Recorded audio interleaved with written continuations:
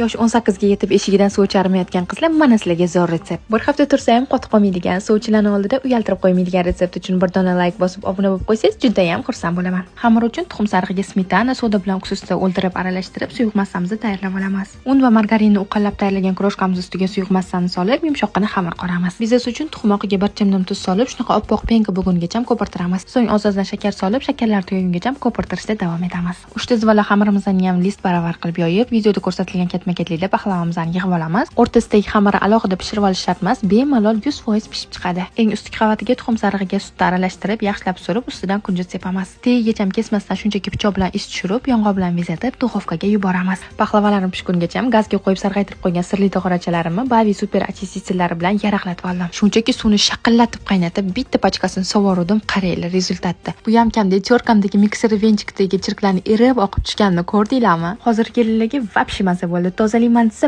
Bavi bor, paxlava pishiraman desa ipidan ignasigacha o'rgatilgan retsept bor. Shunchaki obuna bo'lib kuzatishsa bo'ldi. Aytgancha suvligida ustiga suv asal surish esingizdan chiqmasin.